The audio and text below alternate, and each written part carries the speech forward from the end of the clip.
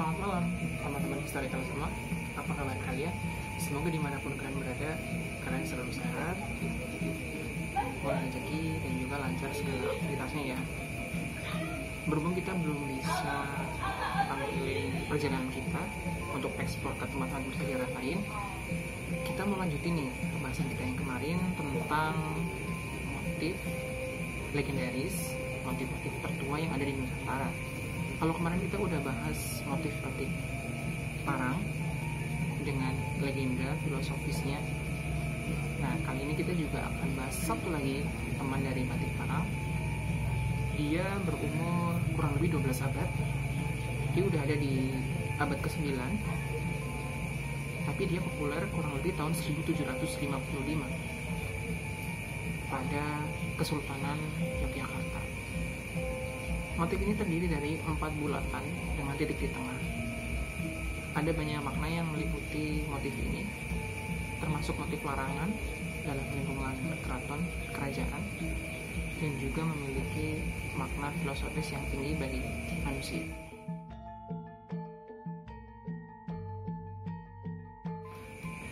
Motif ini mungkin sudah sering dikenakan oleh banyak orang ya, bahkan kita sendiri udah sering pakai, tapi kita mungkin kurang paham sih namanya apa, terus maknanya apa. Nah, sekarang kita udah bawa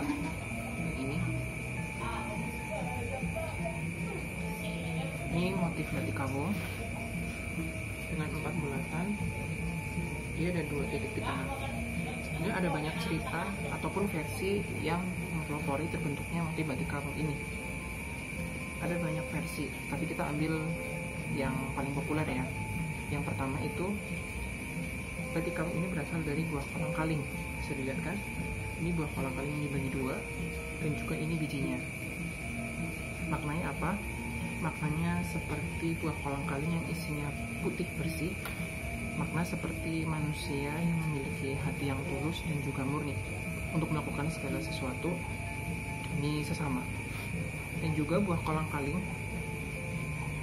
adalah buah dari pohon aren yang dikenal memiliki banyak manfaat, mulai dari ujung pohon sampai akarnya dia bermanfaat.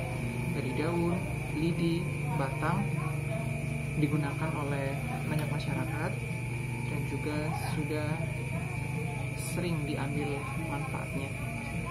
Dengan harapan tercerminlah dari batik ini orang yang mengenakannya menjadi orang yang bermanfaat bagi masyarakat sekitar.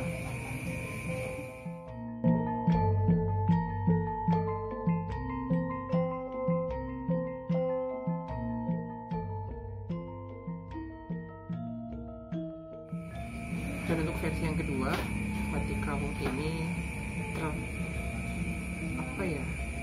terinspirasi dari kumbang kelapa atau kuangbung. Di sebagian tempat juga ada yang menamai dengan ampal. Itu kumbang tanduk yang warnanya coklat. Jadi bentuknya kan mirip seperti badannya itu yang coklat. Jadi dia di inspirasi itu ada yang mengatakan versi dari kumbang seperti itu. Untuk sebagian orang mungkin dianggap mengganggu, tapi bagaimanapun juga kumbang itu juga termasuk salah satu dari rantai makanan. Jadi kita tidak bisa mengeksploitasinya ataupun membasminya secara brutal. Untuk versi yang ketiga, terciptanya batik kawung ini berakar dari kata suwung atau kosong. Karena apa?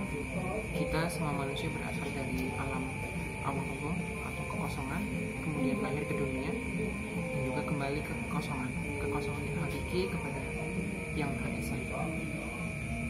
Suwung di sini bukan berarti kosongnya berpikir, tetapi suwung di sini kosongnya hati dari ambisi dan juga keserakahan. Kosongnya hati ketika dia memiliki pengetahuan yang luas, kosong dari rasa sombong. Ketika dia memiliki harta yang melimpah, kosong dari rasa serakah dan tamak. Ketika dia memiliki kemampuan lain daripada yang lain, maka dia akan mensyukuri hal itu adalah pemberian dari Yang Kuasa. Untuk batik kawung sendiri, dia juga punya kisah yang gak kalah seru dengan batik parang yang kemarin yang kita sempat bahas. Batik kawung ini sendiri kita mencoba angkat dari si Jawa ya, otomatis karena batik ini kan budaya Jawa. Jadi PT Kawang ini digunakan oleh tokoh pamungnya tanah Jawa, yaitu tokoh Punokawan. Pasti teman-teman udah kenal kan siapa tokoh Punokawan itu. Terdiri dari 4 karakter, yaitu Ki Luran Semar, Semar Bogornoyo atau Sang Ismo Jati, kemudian Nomo Gareng, yang ketiga Petruk, dan yang keempat Bagong. Satu persatu dari karakter itu akan kita coba telisik pelajaran yang bisa didapat dari karakter-karakter tersebut.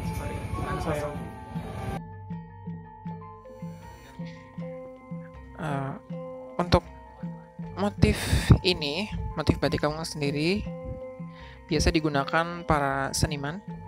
Biasanya dipakaikan atau dilukiskan, digambarkan di beberapa tokoh-tokoh pewayangan. Di sini kita ambil ya dari contoh tokoh-tokoh Punokawan, yaitu terdiri dari Ki Luran Semar, Gareng, Petruk, Bagong. Nah, kemarin kan sempat tuh waktu salah satu gunung di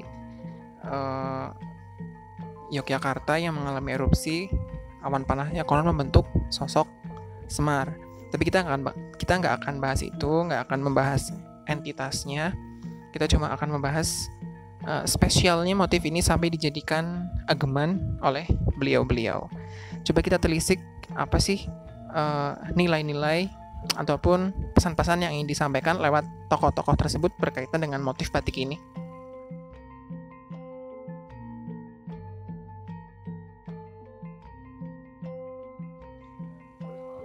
Dimulai dari karakter yang pertama, beliau adalah bapaknya dari para Punokawan, pembimbing, pamong, dan juga panutan.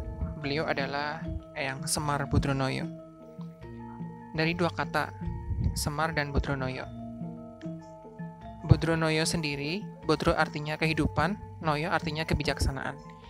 Diartikan beliau adalah orang yang hidupnya penuh dengan kebijaksanaan, dengan laku kebijaksanaan, dan juga orang yang bijaksana dalam menyikapi hidup. Ini 2 makna yang agak perlu dijabarkan satu persatu secara detail ya. Mungkin cuma di balik kata, tapi maknanya bisa multitafsir gitu. Karena memang pada zaman-zaman seperti orang Jawa, awal-awal masuknya penyebaran Islam di Pulau Jawa, memang untuk pengucapan lidah orang Jawa itu memang sulit untuk istilah-istilah serapan bahasa Arab seperti itu ya. Seperti kita kenal nama-nama orang ataupun nama-nama tempat, itu berasal dari bahasa Arab, tapi untuk orang Jawa sendiri pengucapannya agak sulit. Seperti daerah nama orang seperti Ibrahim As-Samarqandi, karena beliau berasal dari Samarkand atau daerah Uzbekistan, tetapi karena sudah masuk ke Jawa menjadi Asmorokondi begitu. Itu salah satu contohnya aja. Kembali ke pembahasan awal tentang sosok dari Eyang Semar Budronoyo sendiri. Beliau adalah figur pengokoh, pencari, dan juga pencetus kebenaran. Beliau adalah pamong para raja. Beliau pembimbing ketika terjadi suatu kemelut di suatu negara ataupun daerah. Beliau selalu memberikan kontribusi total. Beliau mengabdikan dirinya sepenuh hati bagi masyarakat yang membutuhkan beliau. Beliau dikenal bersemayam ataupun tinggal di pertapaannya. Pertapaan di sini adalah tempat untuk menyepi, bermeditasi, berkontemplasi, berhubungan dengan Tuhan yang Maha Kuasa yang menguasai semesta alam di kandang penyu. Maksud dari kandang penyu ini adalah penyuwunan. Maksudnya tempat beliau bermunajat, meminta segala apapun yang beliau butuhkan bagi kemaslahatan masyarakat dan juga negaranya yang tercinta. Kemarin mungkin sempat booming ya, muncul sosok Eyang Semar ini di sebuah gunung ketika erupsi. Saya sih sebetulnya juga ada pengalaman, dapat juga pernah 2 kali bertemu beliau. Pertama di Yogyakarta, dan yang kedua kemarin di daerah sini juga, nggak sengaja siang-siang gumpalan awan yang membentuk sosok seperti beliau, tapi Itu mungkin akan kita share di sesi yang lain, karena itu sudah berbau supranatural seperti itu ya.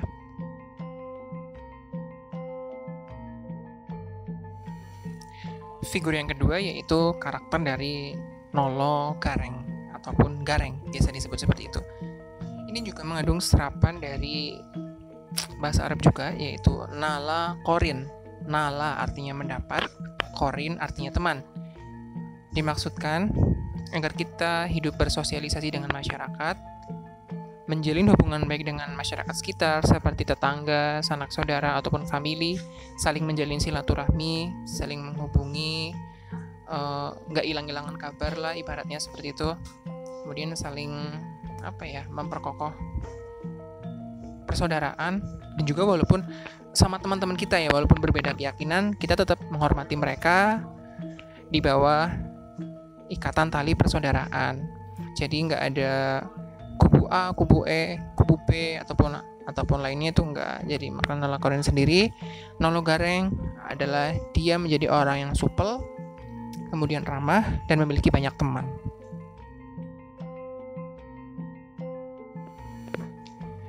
Yang ketiga adalah figur dari Petruk, Mbah Kyai Petruk ataupun Eyang Petruk.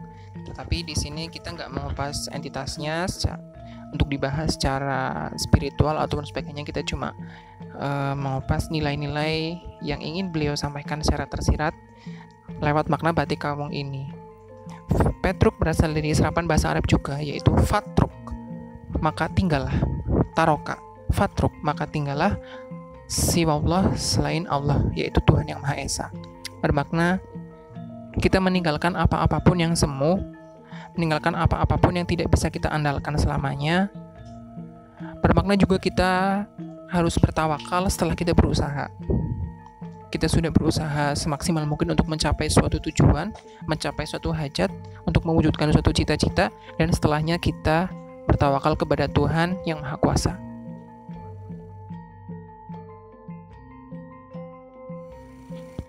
Figur yang terakhir yaitu Bagong. Bagong sendiri juga sama, dari bahasa serapan juga. Tapi ada dua nih, satu dari Bago, yang satunya dari Bako. Bago sendiri artinya kesalahan ataupun hal yang membahayakan, dan yang kedua Bako artinya kekal.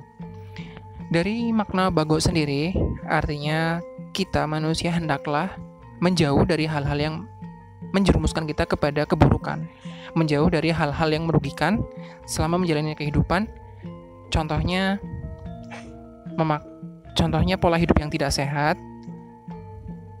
gaya hidup yang tidak sehat, kurang menjaga kebersihan, dan juga melakukan perbuatan yang mengundang keributan, memicu keributan, ataupun sesuatu yang meresahkan kehidupan.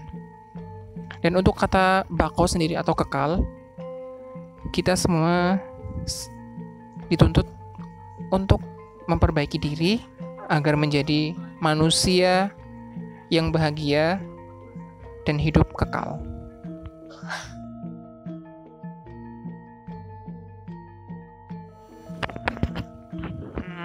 Untuk kesimpulan nilai-nilai yang bisa kita dapat dari pembahasan motif batik kawung ini sendiri, ini lebih mendorong kita untuk menjadi manusia yang bercita-cita luhur, untuk berhati bersih, dan juga mulia. Sebetulnya susah sih ya kalau misal kita dituntut untuk menjadi bersih itu mulia, karena manusia tempatnya salah dan lupa. Tapi paling tidak kita berusaha untuk memperbaiki diri sendiri, mengkoreksi kesalahan-kesalahan masa lalu, dan juga mencegah agar diri kita tidak melakukan itu kembali semampu kita, sekuat kita. Karena bagaimanapun kita berlaku untuk diri sendiri, pasti ada dorongan dari luar yang berusaha menjatuhkan kita, ada dorongan dari luar yang meremehkan kita. Itu pasti selama kita hidup di dunia ini, karena masih terikat dengan sebab akibat ya. Intinya motivasinya adalah jadi orang yang bercita-cita luhur, tetap bersatu, karena kawung ini maknanya adalah persatuan, dan juga berguna bagi orang banyak. Semoga sih cerita-cerita kita tentang batik kawung ini sendiri bisa jadi teman pengantar tidur kalian ya, karena kami belum bisa explore ke tempat lain yang bersejarah untuk menyajikan cerita-cerita rakyat atau bersejarah untuk kalian. Kita sama-sama berdoa semoga keadaan cepat pulih kembali normal agar kami bisa bertualang lagi. Terima kasih untuk mengikuti Historical Channel. Selamat malam.